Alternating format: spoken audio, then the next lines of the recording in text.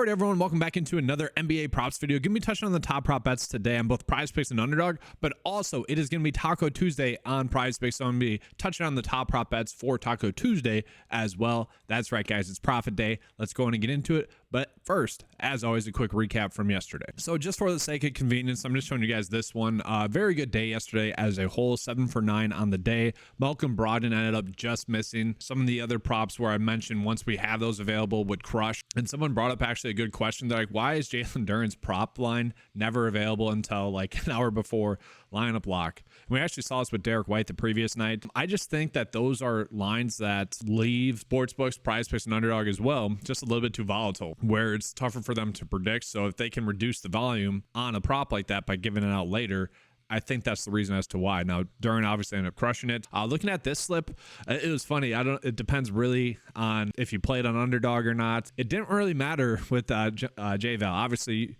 we'd rather have a 4-slip bet cash on PrizePicks than a 3-slip bet cash on Underdog. But basically, because J-Val got the over fantasy score here, the Underdog slip that I gave out ended up cashing. So all in all, good day. Obviously, we'll take those results. Hopefully, we can give that out to you guys again today. So I do want to start out with some EV bets, just showing you guys that for all the different sports. If they're still there when you guys come into this video, obviously can take advantage of that. I also do want to call it a quick update that I made to the 9to5 Sports NBA PrizePicks and Underdog cheat sheet. A lot of you guys are probably familiar with the functionality of the tool in general, where it's just showing us the average sportsbook line, the projection data, the Underdog line if it's available. Obviously using the fantasy score prop, maybe not the best example, but that's because Underdog comes out with their lines a little bit later. And then we have the PrizePicks line, and then we have the edge rating based off of all that data. Right here we have the over and under data as well. So I guess just for this sample here, so the average line for Josh Giddey, points, rebounds, and assists at 22.5 would be minus 135 or so to get the over. So about a 44% chance for that over to hit. And then the edge rating is just pulling in all the data points for that line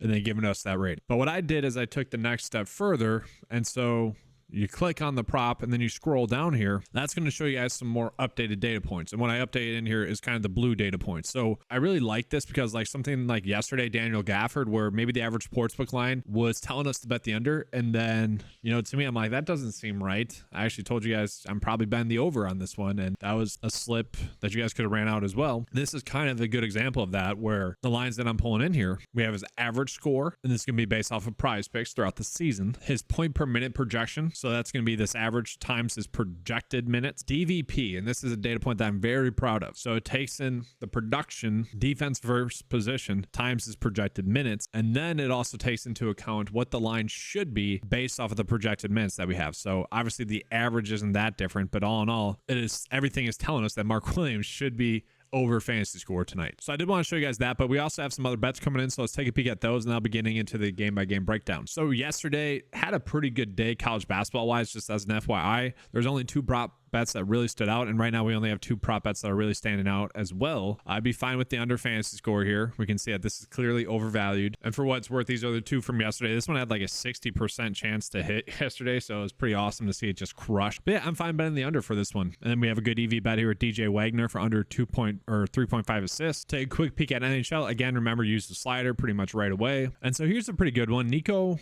for over 2.5 shots on goal. Not only is it a good EV bet right now, but the projection data has it set at 3. That's a good one. We also have another one for Luke here, where the projection data has it bumped to 2.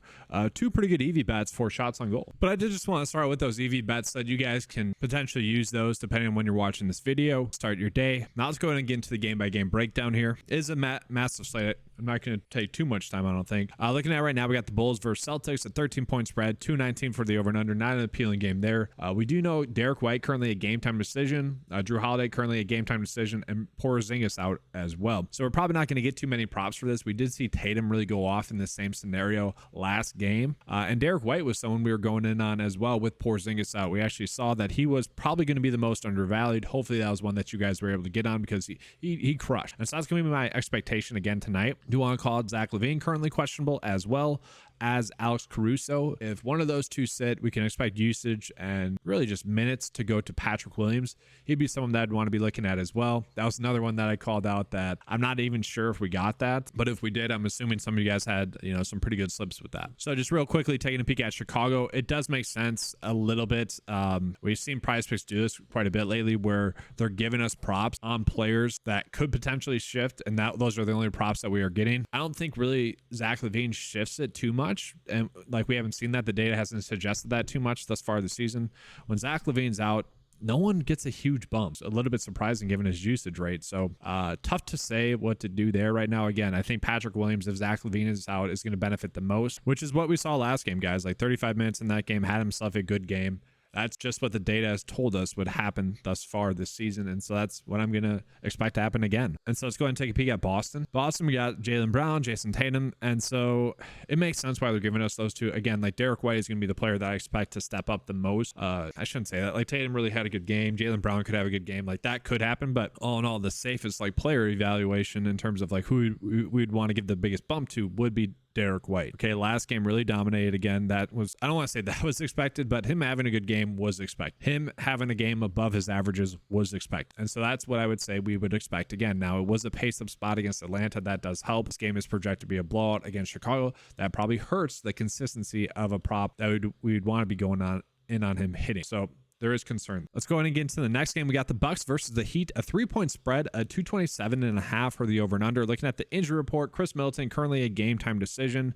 Jay Crowder is out. If Chris Middleton sits, I think we're again going to be looking at Malik Beasley being a good option, potentially Brook Lopez being a good option. The issue that I had with Brook is going to be the matchup with Miami. We have seen that they can hinder production for opposing bigs. For Miami, a lot of injury news. We got a lot of game time decisions. I'm not sure if the in-season tournament's playing a role at all in some of the stuff. I know the Bucks, if they win, they're into the next round or something. I don't really care about the cash grab tournament. But yes, looking at it, all the Miami Heat players are pretty much game time decisions. I'm going to assume that we're not going to get that many props for them. If they do sit, Jaime Jaquez is going to be the player I'm probably looking at the most. That's probably it. Like Jaquez I would assume he'd be someone that would just go off. He's already been someone that's been getting minutes, and he's been someone that's been extremely impressive thus far this season. And so if he's getting that minutes and getting a little bit of a bump in usage, like that would just be phenomenal. And all in all, like, is he already their third best player? No, that's not true. You got Hero. Hero's just been out fourth best player. Maybe. Probably need to see it happen a little bit more consistently, but he's been playing well. So we'll take a peek and see if we're getting any for Miami. Yeah, we're not. It makes sense. There's too many players, game time decisions. For me on a big slate like this, I don't want to spend too much time breaking that down. We'll go and take a peek at Milwaukee. We might not be getting props for them. Okay, we are. I was going to say because, well, all the players from Miami are banged up. And for instance, let's say, it's weird. Let's say Duncan Robinson plays, Jimmy Butler sits. That's a big bump for the Milwaukee offense. Duncan Robinson, not a good defender. If Bam sits, that's a big bump for probably Brook Lopez, probably Giannis as well. And so that's why I'm a little bit surprised that we are getting some line. Now, we're not getting that many good ones. And all in all, like these are all probably correct. We'll take a peek at the rebounds for Giannis. All in all, yeah, we can see this is probably going to be a tight one. Probably not one that we need to be going in on. And then same thing for Lillard here, 4.5 rebounds, has almost a 54% chance to hit. But again, all the data points are telling us that this one's going to be close. Up to you guys if you guys want to roll with that one or not. So we go ahead and move on to the next game. We got the Raptors versus the Nets, a game that I think could be sneaky good. 1.5 point spread, 224.5 for the over and under. Looking at right now, we do need to get news on, well, Nick Claxton for sure. He's someone I think would be in a good spot tonight if he plays. We also need to get news on Cameron Johnson, who has been playing better recently for the squad. If Claxton sits, we're going to see Finney Smith shift over probably to the center spot for them. If Cam Johnson sits, Spencer Dinwiddie, Mikal Bridges, those are two players that also will probably have some pretty good games. Lonnie Walker would then get a minutes bump as well. Looking at the Toronto Raptors, not too much there. So I'll start with the Raptors for the injury or for the props preview. Right now, Pascal Siakam for under rebounds and assists, projected to get 10.7. So not exactly the best matchup there, seemingly. And that's really the only noteworthy one. All the other ones probably feel a little bit too thin to be going in on. And so for Brooklyn, I would imagine we're getting Mikal Bridges props. We are. And we're getting Cam Johnson props. So they're expecting him to play, but we're not getting Nick Claxton props. Very interesting there. We'll take a peek at the Spencer Dinwiddie one at 220, or his points, rebounds, and assists assists is set at 28.5. We scroll down, this is going to be kind of concerning to me. Not a huge bump in minutes projected. Look at all the data. It's probably suggesting that this is one that we probably want to stay away from. Now, I should point out the reason as to why we are getting this line. One is that he has been playing better recently. This is kind of the Spencer Dinwiddie I think we all thought we were going to see, and we have been seeing it. But it is worth noting, like, Cam Thomas, questionable, could be back tonight. I doubt it, but if he plays, that's going to take away a lot of usage from Spencer Dinwiddie. We look at the data with Cam Johnson, Simmons, and also Cam Thomas off the court. Spencer Dinwiddie does have about a 33% usage rate, does average about 17.7 points, 3.8 rebounds, and 7.6 assists per 36 with those players off the court. So if Cam Johnson sits, that would be a big bump to Spencer Dinwiddie. And then all in all, this line would probably be a little bit too low. That's really what I'd be betting on here, is if Cam Johnson's out, you are seemingly getting a good edge. Now, all in all, it's probably a little bit too thin though. And for what it's worth, guys, I would love to add in a per 36 kind of projection and then adjust it for their minutes based off of the injury report. I just do not have an optimal way to go about doing that. That would be ideal. That would be a very ideal data point to look at as well. But for now, we got the DVP. That works. After that, probably a little bit too thin again. Like Mikal Bridges, I would say probably a good option to get a little bit of an increase in production in the points department. But all in all, not something I think we want to be chasing. So let's go ahead and we'll move on into the next game. The next game, we got Hawks versus the Cavs. Probably a game that, again, we probably could be trying to maybe do some stacks. 4-point spread, about 238 for the over and under. Hawks have been a pace up spot for a lot of teams. Looking at the injury report, nothing too crazy for Cleveland. Looking at the Hawks, Jalen Johnson is going to be out. That is kind of some big news. This was another spot on the last slate where I mentioned, like, with Johnson being out, we are getting some value in both DeAndre Hunter and Bey. They both had themselves good games. Bey is the one that gets the most minutes with him off the court seemingly. And we did see him get 29 minutes. I mean, he's just going to get heavy minutes regardless, but he does average about 14.1 points per 36, 8.2 rebounds, which is what we saw him get last game. 1 assist, so that doesn't change too much. Just wasn't shooting the basketball too well last game. So yeah, his points were a little bit down, but all in all, he's someone we probably would want to be going in on. I hope we're getting some props for him. Then we look at DeAndre Hunter as well. He got heavy minutes in that game. Again, no surprise. He gets the second most minutes with Jalen Johnson off the court. He averages 19 points per 36, 5.3 rebounds, and 1.6 assists, about 31 fantasy points per 36. So he certainly had himself a better game last game, but all in all, not too shocking that he did have a good game. So we look at the props that we're getting for the Hawks. Hopefully we're getting some of those too, because we didn't last time, and up until lineup lock, that is. So yeah, right off the bat, I would say DeAndre Hunter is probably appealing to me. Again, maybe a little bit too thin. And for what it's worth, guys, like, this is a new added tool. There's going to be a little wonky stuff in there. So like right now, his projected minutes are being pulled in. I'm sure that's because of some sort of little unique character in his name. That's going to be true for a bunch of players, or if they have like junior, where I'm pulling the data in from, they all have different ways of listing players' names. So it's super frustrating, but that's something I'll be working on today and whatnot as well. But all in all, this is seemingly, I think, a good prop. Now we can see the average data is saying 19.9. I would say, again, with Jalen Johnson out, we should see him beginning a little bit of a bump there. And because of that, I think Hunter, points, rebounds, and assists at this low of a line is pretty good. Sure, the matchup isn't the best. That is very concerning. Going against Jared Allen and Evan Mobley, that is very much a concern. But all in all, I think that's a pretty good line that we're getting on it. Then we are getting Bey rebounds. And I would say, again, this is one that I think I really like. Maybe this is a better stack for you guys on one of the sports books. Again, the reason why is with PrizePicks and Underdog, we want to be chasing good EV bets, prop bets that have about at least a 54% likelihood or greater to hit. And the only reason why I like these ones is simply because we look at the per 36 production with Jalen Johnson off the court. I think we are getting an edge here. It is tougher for sportsbooks and whatnot to adjust for that. Again, it's tough data to pull in on a nightly basis. So yeah, I think we have a couple of good props for the Hawks. Let's go ahead and take a peek at Cleveland. We should be getting all their props as well. And so right now we have Evan Mobley, one that I probably don't like. The projection data is saying 13.9 for his rebounds and assists. So to me, I'm probably staying away from that. Again, I don't like turnover props. To me, even though this is going to be a good pace up spot, feels like a stay away. Now, I do want to call out on Underdog, Garland for over points, rebounds, and assists at 28 is a good one. That is one where if you guys are watching this video and that prop line is still there, I'm fine betting the over there. And then you could run out maybe a potential 3-leg slip on underdog. Again, that's going to be more profitable on underdog. And you could do a little game stack, Hunter, Bay, those props I mentioned, and then pair it with Garland for over 28, 4 points, rebounds, and assists. And then that's really it for me in that game. So let's go ahead and move on into the next game. Looking at the next game, we got Charlotte versus New York. Seemingly going to be a good spot, it seems like, for, well, we saw Mark Williams. You know, once we get more fantasy score props, I'll update that at the end of this video and show you guys that. But right now, about a 12-point spread. That's pretty crazy. That's because LaMelo Ball expected to sit. But that's going to lead to some big news, I think. Looking at the game over and under, 221. So injury-wise, Nick Richards is out. That's still pretty big. PJ Washington still kind of operating as the backup center. It'd be interesting to see what they do with PJ Washington with Miles Bridges playing as well as he has. I don't know. I think PJ Washington would still come off the bench. And then you also have Mark Williams, who's also been playing well. All in all, we do need to get confirmation on Ball, but I think everyone's expecting him to sit. He is currently listed as doubtful. So with LaMelo Ball off the court, guys, Terry Rozier has a pretty massive usage rate at about 30%. Fantasy score per 36 with him off the court is about 37.5. So really not too much of a bump there. He does average about 19 shot attempts though, which is a bump. It's about almost 4 more shot attempts per 36 with Ball off the court. His usage rate does go up by like 8%.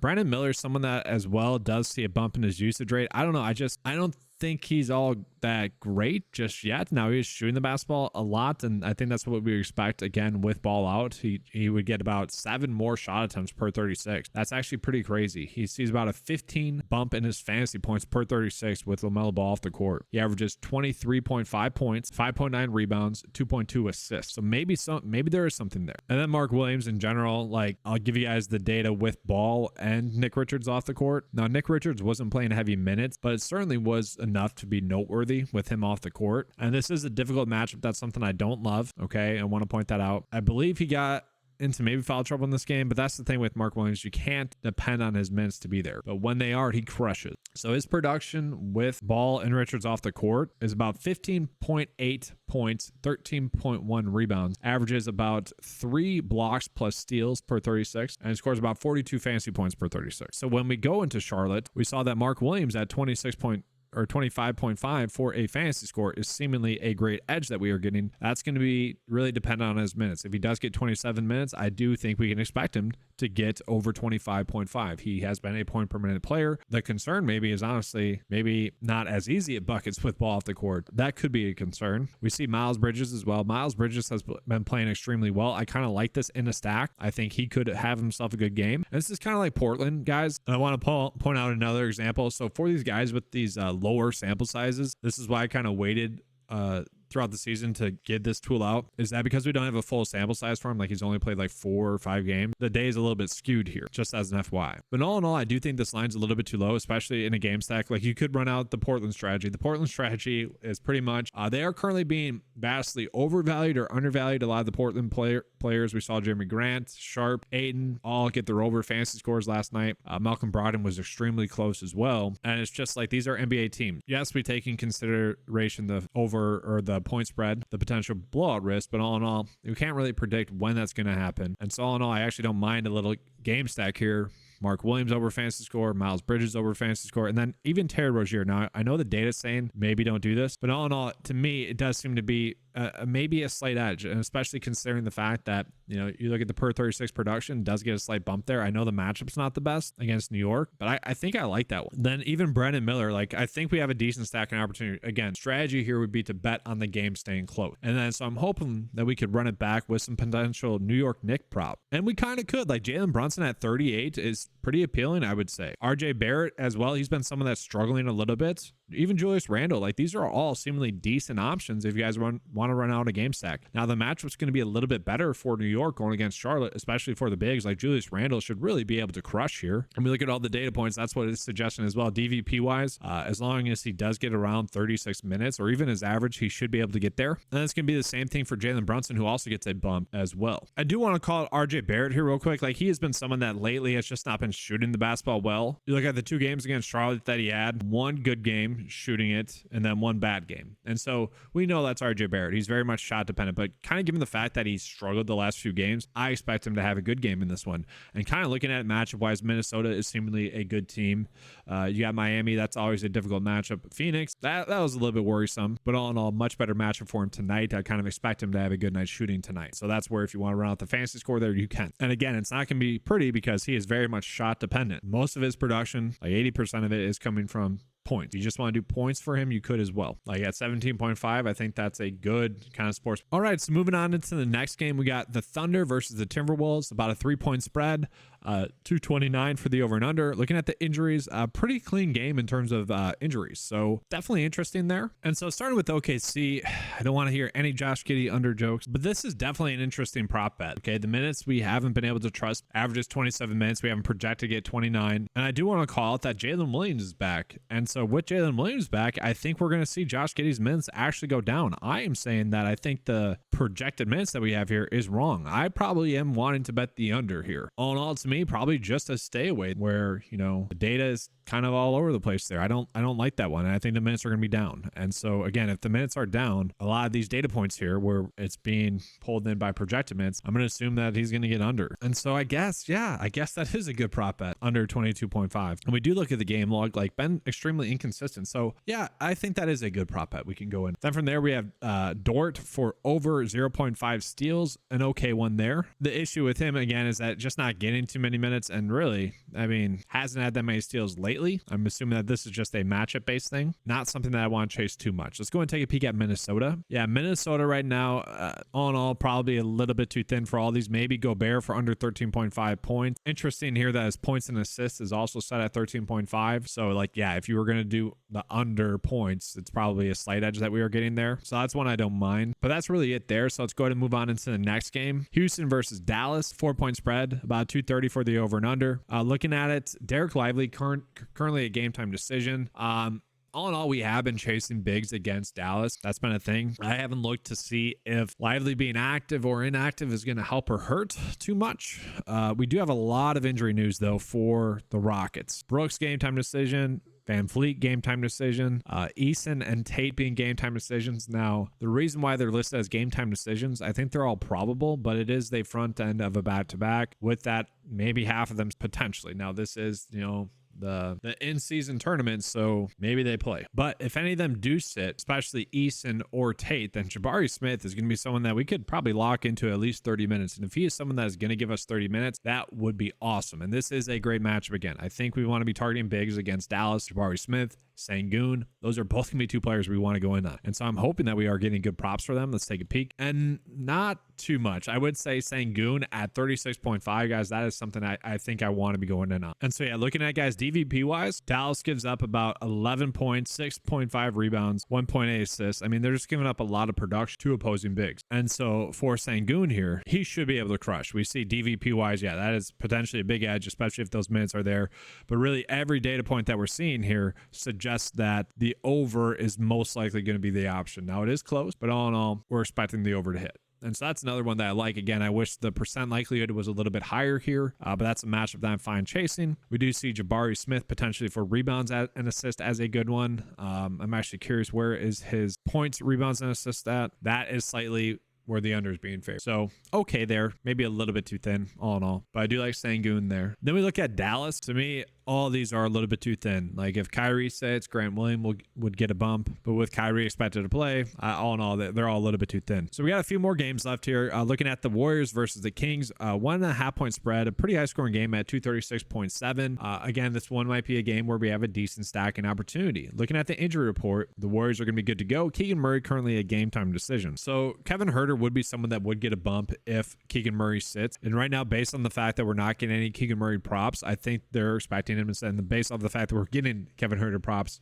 I think we can expect Keegan Murray to sit. Again, that is the risk reward that we run in NBA DFS, is players can be ruled out in the morning and then end up playing. Players can be expected to sit and end up playing, and vice versa. And that does change the whole dynamic of the slate. And honestly, been pretty unlucky in that department, it seems like, in the last week, even last night, with Michael Porter Jr. under fantasy score. His points, rebounds, and assists prop was set at 31.5 once Jokic was also ruled out. Granted, maybe that helped because he's not someone that can really create his own shot shot too much, but that was interesting there. But yes, with Keegan Murray off the court, Kevin Huerter doesn't really see the biggest minutes bump, but all in all, I think it just solidifies his role. And actually, Chris Duarte is someone that actually gets a little bit more run, as well as Harrison Barnes. But all in all, those two are a little bit too difficult to predict. We do see Sabonis at 6.5 assists. That's one that I think stands out. Averages 7 on the season. As long as he does get around 35 minutes in this game, should be able to get that over, especially in this matchup. All in all, that to me seems to be a little bit too low. It is a 53% likelihood. I mean, that's probably correct, but I wish I could pair that with someone. Maybe Huerter for points and rebounds, honestly. You got Huerter maybe making a couple 3 balls that helps Sabonis get to 6.5 assists. Not terrible. Obviously, Sabonis is someone that can, typically get like I don't want to say typically get a triple-double, but he can get close to a triple-double on a pace-up game. So you want to take a peek at the Golden State Warriors. They have Draymond back. And interesting enough, Kevon Looney for over 2.5 assists. I'm actually curious, what are his projected minutes tonight? They've been doing some weird stuff with their bigs. So 22 minutes is what he's averaged, projected around 24. If he does that, this should seemingly be a decent spot for him. I might have messed it up. Projected minutes are 22, average 24. But all in all, that could be enough. And with Curry back, maybe that helps as well. Not a terrible line. We got a good EV on it. If you want to roll with that, you can. 3 assists is not too out of the question. Points, rebounds, and assists for him as well. It's kind of weird that we're getting that many good props for Kevon Looney. But again, he is someone that on a per minute basis can get a lot of production. So if he does get, let's say, 24 minutes instead of the 22 that he's projected to get, could crush. And then that's actually it. I'm going to go ahead and refresh the data on my end, guys, and then see if we have any more props that are popping up right now. And then just real quickly, while the data is loading on my end, I'll show you guys my 4 favorite bets, maybe just in general today on probably one of the sports books a little bit better, where again, maybe these are probably a little bit too thin percent likelihood wise to use on PrizePicks as a slip like this. If you want to pair it in these with a slip that you really like, that's probably the more practical use. But all in all, I do think that these are all 4 good bets that I think we're gaining an edge on based off of really the per 36 production, at least for the bottom 3. And then Sengun, I think, is in for a smash spot against Dallas. So just looking at college basketball again real quick, I just refreshed that. Let's touch on this one a little bit more for the Miami Big. And again, the nice part about the fantasy score props is that they are typically there throughout the day. So I think the reason why we are seeing the under being as favored as it is because he is projected to get a couple of turnovers, and he's only projected to get 2.5 blocks and steals. And that's really the biggest difference. And I'm sure it's partially due to the matchup as well. Like, this is going to be a difficult matchup, but again, it's really kind of predicated on him not getting too many blocks and steals and him getting some turnover well. Points are very low for him. Rebounds are pretty low for him, relatively speaking. That's where we're getting the big edge there, projected at. Just want to make that clear. And I do find this line to be interesting as well, rebounds wise. I'm not sure if I can get there. I think we're going to have better props throughout the day, but all in all, if the first tackle is released and this is a good prop that you like, by all means, go for it. We are seeing that Underdog has already bumped it down to 8. The projection data actually has it set at 7.5,